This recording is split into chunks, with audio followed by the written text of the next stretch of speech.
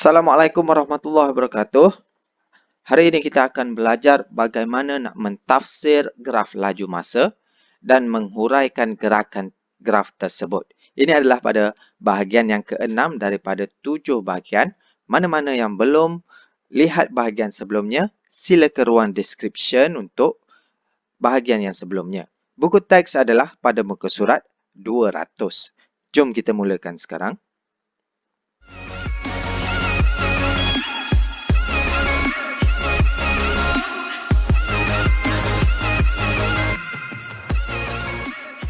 Okey, kita nak mentafsir graf laju masa. Okey, untuk kita nak tafsir graf laju masa, kita kena pergi peringkat demi peringkat. Okey, kita ada graf di sini, graf laju masa. Okey, kita pergi kepada PQ dahulu. Dari P ke Q. Okey, kita tahu ini segitiga dia, pecutan adalah sama dengan laju dibahagikan dengan masa.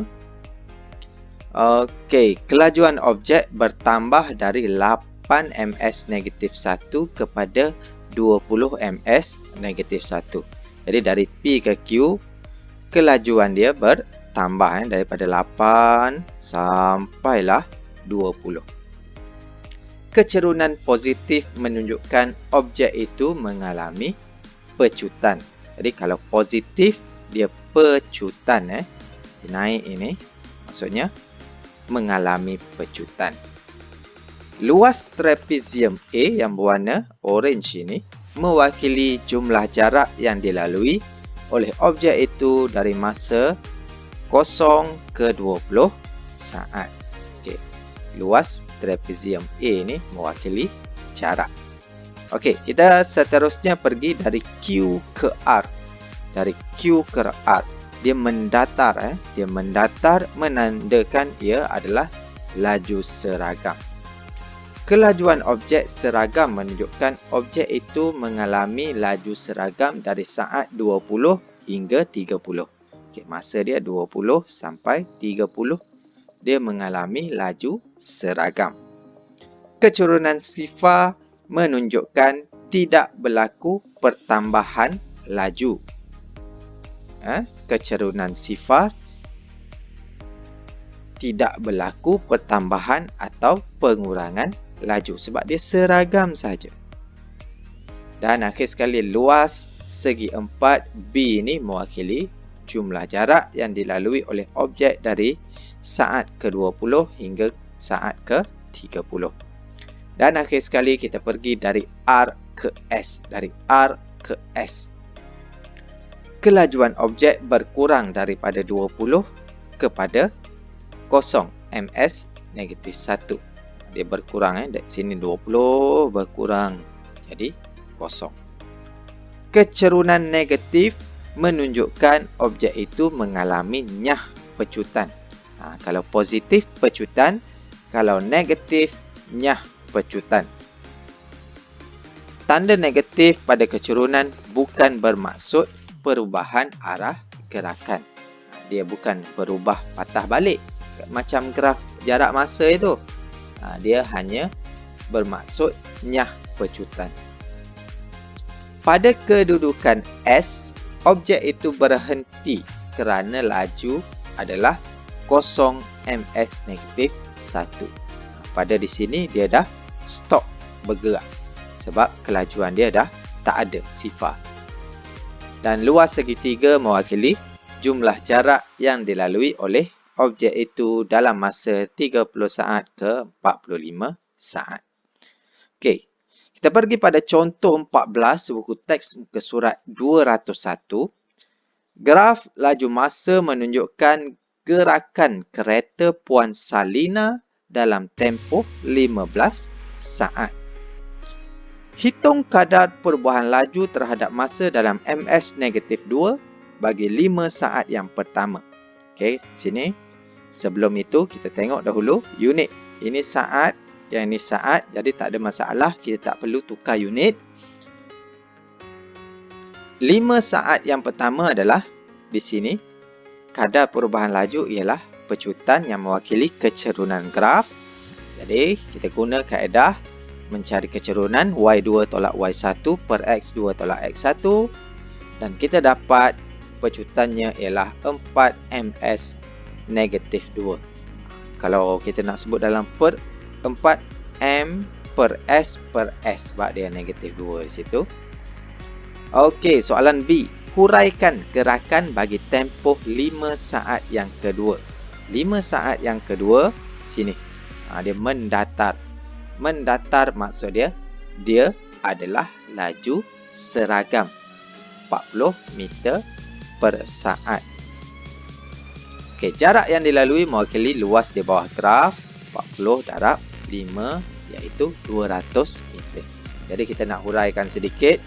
Kereta itu bergerak dengan laju seragam 40 meter per saat selama 5 saat dan bergerak sejauh 200 meter. Okey, C. Hitungkan jumlah jarak dalam meter yang dilalui dalam tempoh 15 saat. Okey, dari 0 sampai 15 maksudnya jumlah jarak ialah jumlah luas di bawah graf. Jadi kita tak boleh cari sekaligus, kita kena pecahkan dahulu. Okey, saya pecahkan kepada 3 bahagian A, B dan C. Di trapezium segi 4 dan trapezium. Kira A 1/2 darab 20 tambah 40 darab 5. B kita dah kira tadi 200. Dan C sama, kita kira luas trapezium 1/2 darab 40 tambah 60 darab 5. Dan kita kira semua kita dapat 600 meter. Okey, seterusnya kita pergi pada contoh 15, buku teks muka surat 201. Encik Daniel Wong memandu kereta ke kedai serbeneka untuk membeli surat khabar. Graf laju masa di sebelah menunjukkan gerakan Encik Daniel Wong dari rumah ke persimpangan jalan sebelum sampai di kedai serbeneka tersebut. Ini adalah graf perjalanan Encik Daniel Wong. Okey, huraikan gerakan kereta Encik Daniel Wong untuk tempoh 10 saat yang pertama. Tengok kereta antik Encik Daniel Wong. Okey, 10 saat yang pertama gerakan dia. Jadi pecutan mewakili kecerunan graf. Okey, macam mana gerakan kereta Encik Daniel Wong ini? Dia sama, kita guna konsep kecerunan. Kita dapat 2.5 ms negatif 2. Dan kereta bergerak dengan pecutan 2.5 ms negatif 2 untuk tempoh 10 saat yang pertama. Itu huraikan. Okay, B. Apakah yang berlaku terhadap gerakan kereta Encik Daniel Wong dari saat ke-10 hingga saat ke-20? Okey, saat ke-10 hingga saat ke-20 mengalami laju seragam. Okey, dalam tempoh ini kereta Encik Daniel Wong bergerak dengan laju seragam iaitu 25 ms negatif 1. Oleh yang demikian, pecutan dalam tempoh ini ialah sifar. Dia tak ada pecutan sebab kecerunan dia sifar. Jadi dia tak ada pecutan. Okey, C. Hitung kadar perubahan laju terhadap masa ms negatif 2 bagi 5 saat terakhir.